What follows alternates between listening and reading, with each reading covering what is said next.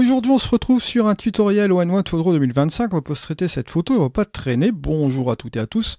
J'espère que vous allez bien aujourd'hui. Alors, je vais mettre ma Brilliance AI ici. Et comme vous voyez, bon, j'ai le petit intitulé qui est affiné là, juste ici.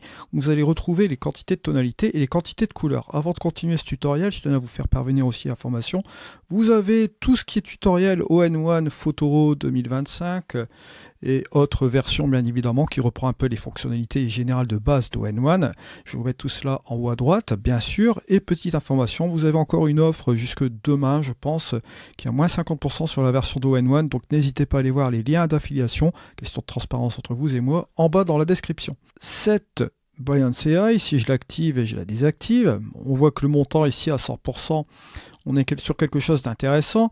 Si je joue sur le curseur de montant, vous voyez que bon, c'est pas mal, mais ça va jouer sur un ensemble. Si je dépasse la barre des 100, vous voyez que c'est surenrichi et c'est un petit peu trop. Ce que je vais faire, c'est revenir quand même en arrière, hein, voilà, à 100%.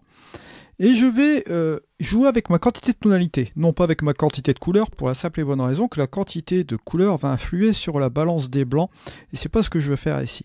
Je vais jouer tout simplement sur la tonalité, on va jouer sur les tons moyens, sur le point blanc, le point noir, les ombres et les hautes lumières bien sûr, sur un seul curseur. Alors cette tonalité, vous allez voir que plus je la mets ici, et forcément, ça va moins jouer sur la plage dynamique de l'image. Donc là, si je vais pousser, regardez, là, je vais interagir directement sur mon image, et si vous regardez un petit peu le résultat qu'on a là, on a un effet un petit peu plus naturel comme ceci. Bon, l'exposition étant et vous voyez que là, on a réussi à rattraper quelque chose de pas mal au niveau des tonalités. Ensuite, vise aussi ces fameux ajustements locaux, que l'on peut désactiver ou activer, comme vous le voyez donc ici. Ces ajustements locaux qui peuvent nous permettre de corriger via des masques directement ici certaines zones de l'image qui sont déjà préétablies, hein, certaines régions comme on le voit donc ici, on peut même en ajouter, je vous le rappelle. Alors pour cette fois-ci, ces ajustements locaux, si vous voulez affiner même ces masques, vous pouvez les retrouver dans le local ici, et vous avez tous ces masques qui sont là. Si j'appuie sur le haut ici, vous voyez le masque du ciel que vous pouvez même affiner, jouer avec ce panneau de propriété. Alors n'hésitez pas à aller voir tous ces tutoriels bien sûr d'ON1, vous avez un Learning Center avec beaucoup de choses. Ce que je vais faire, c'est enlever ces ajustements locaux, j'ai pas vraiment besoin d'y avoir accès aujourd'hui. Allez, pourquoi pas au ciel ou bien quoi, mais je vais plutôt rester basique aujourd'hui. Je vais aller dans mes tons et couleurs. Et avant d'interagir sur cette correction qui a été faite, vous voyez, dans la Brilliance AI, parce que vous voyez que la Brilliance AI va nous corriger certains curseurs. Je vous l'ai dit tout à l'heure, j'ai bougé à la tonalité, donc ton clair, etc. Bon, vous voyez, donc juste ici, on va pouvoir affiner aussi notre réglage. Mais avant de faire ça, ce que je vais faire, c'est aller dans le bruit et l'affûtage. Et comme on est sur un fichier RAW, vous allez voir ici, je vais me mettre sur la petite main, je vais appuyer sur le Z pour zoom, et je vais zoomer donc ici. Ce que je vais faire, comme c'est un fichier RAW, je vais monter la netteté ici dans ON1, d'accord? Parce que bon, pour avoir la représentation aussi des pixels réels, bien sûr, il faut zoomer. Et là, vous voyez que si je me mets, bon là, c'est un petit peu trop quand même, bon, on va donner un petit coup de 40%, ce sera pas mal comme ça. Voilà. Je dézoome ici, et voilà, on se retrouve sur cette photo. Bien sûr, on n'a pas les pixels réels, bien sûr, du montant de netteté. Pour voir la netteté, n'hésitez pas à zoomer. Alors, une fois qu'on a fait cela, qu'allons-nous faire? Nous allons aller tout simplement dans ce fameux ton et couleur. Et là, je vais ouvrir un petit peu plus mes ombres, que je trouve un petit peu trop sombres ici. Et au niveau de mes tons clairs, je vais les baisser encore un peu. Et je vais jouer avec mes tons moyens. Les tons moyens qui vont nous permettre d'assombrir un peu l'image, de l'éclaircir. Vous voyez, rien qu'avec ce curseur, ça va nous permettre de faire le rééquilibrage ici de l'image. Moi, pour mon sens, je vais la mettre comme ceci, l'image, juste un peu comme cela. Le recadrage, on reverra un petit peu ça après. Je vais peut-être recadrer aussi tout cela sur la fin. Mais là, pour le moment, je vais laisser ça comme ça, puisqu'on va intervenir quand même sur cette partie-là, dont je veux post-traiter ici toute cette structure avec les effets. On va aller se rendre directement ici dans les effets. Je vous rappelle, dans les effets d'ON1, vous avez toutes ces petites choses que vous voyez donc ici. Et vous avez bien sûr la possibilité de faire une sélection de l'application d'un masque.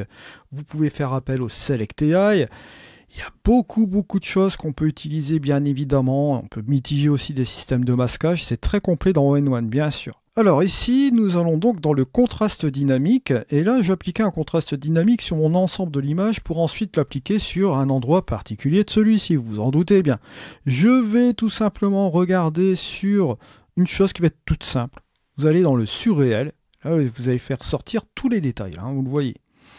Mais ce qui va se passer, c'est que j'ai mon curseur d'opacité qui va me permettre aussi de cibler la puissance de celui-ci.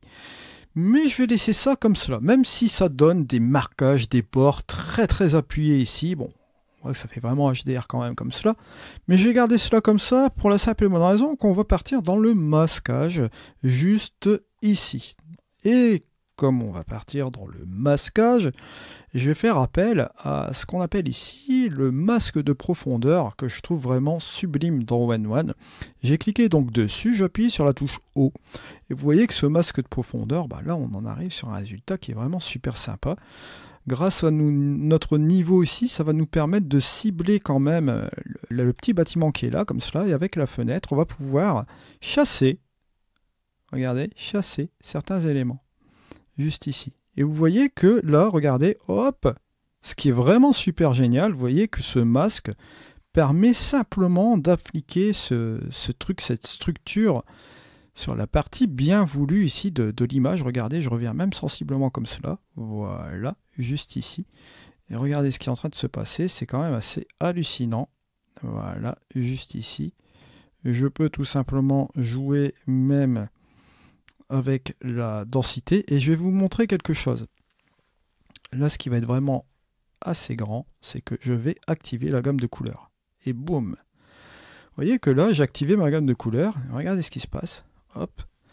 Je vais jouer principalement sur la chose ici et sur la chose que vous voyez là-bas.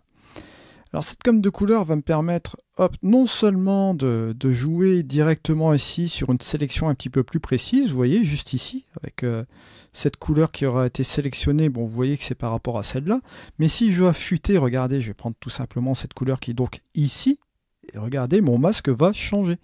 Et comme j'ai changé mon masque, vous voyez que là, forcément, la couleur est en train de changer. Bon, maintenant, avec exactitude, ce que je veux, c'est du blanc absolu. Avec du blanc absolu, ça va me permettre d'être un petit peu plus sympa. Pourquoi? Parce que ça va me permettre de jouer aussi en permanence avec la luminosité comme cela, et ça va me permettre d'avoir un masque un petit peu plus précis. Regardez, hop, juste comme ceci. Et si je joue avec mes niveaux, regardez, hop, voilà, juste comme ceci. Je vais ouvrir un peu comme on appelle ici la Windows, la plage sur laquelle on va sélectionner les trucs. Regardez ici comme cela, là. Ça c'est quand même formidable d'avoir un masque comme ceci. Et regardez, vous avez notamment la structure qui est ciblée directement ici comme cela. Alors bien sûr, vous voyez que vous avez un petit peu de structure qui est appliquée aussi directement sur nos poteaux, mais là, vous voyez que ici, si je reviens à 0 avec l'opacité, je monte ici sensiblement sur ma photo, regardez, hop, on en arrive un petit peu sur ce résultat-là. Ce que je peux faire aussi, je vais vous montrer encore autre chose qui peut être encore plus sympa. Et si je prends par exemple le Quick Mask AI, voilà, je peux tout simplement sélectionner ici mon bâtiment, uniquement mon bâtiment. Voilà, juste comme cela. Je vais valider mon masque. Et là, je me retrouve avec mon masque juste ici, à l'intérieur. Si je fais mon petit truc, je le fais valoir, voilà, juste comme cela. Hop, vous voyez que là, on a un masque vraiment super sympa sur rien que la partie du bâtiment qui est juste ici. D'accord? Ça, c'est encore une autre possibilité. Je vous montre des trucs, hein. Après vous avez les autres masquages et tout ça, mais bon, pour vous dire qu'All-in-One a des solutions de masquage vraiment avancées.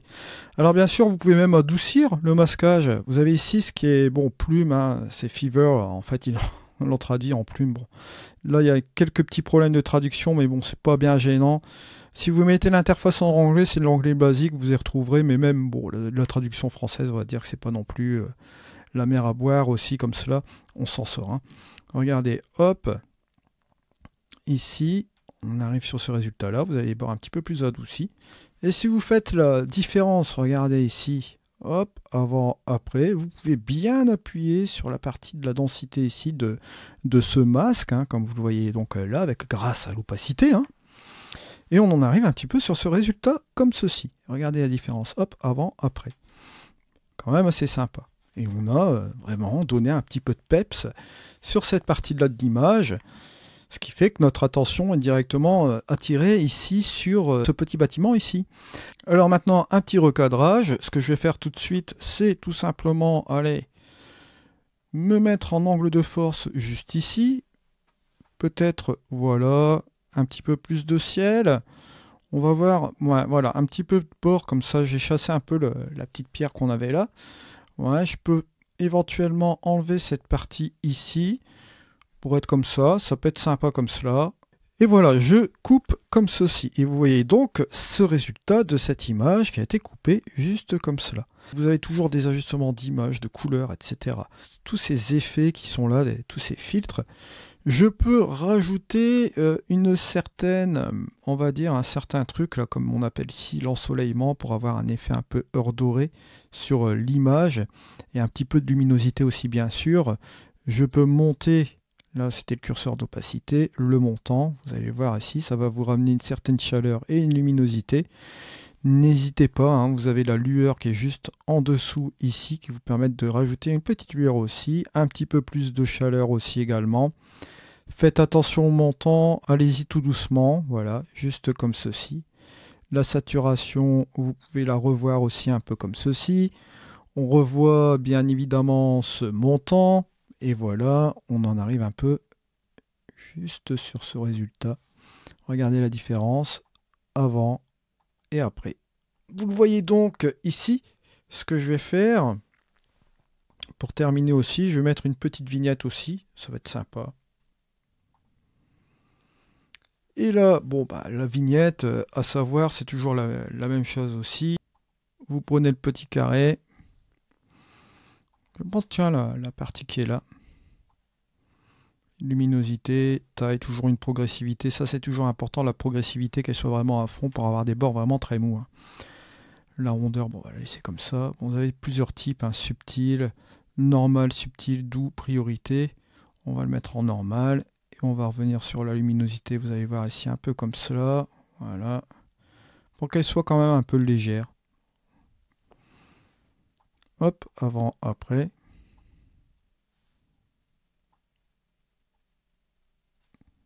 Et à la rigueur, je vais même mettre un point d'attention quand même, sur cette partie-là. Pour qu'on voit un petit peu plus quand même cette chose ici. Voilà.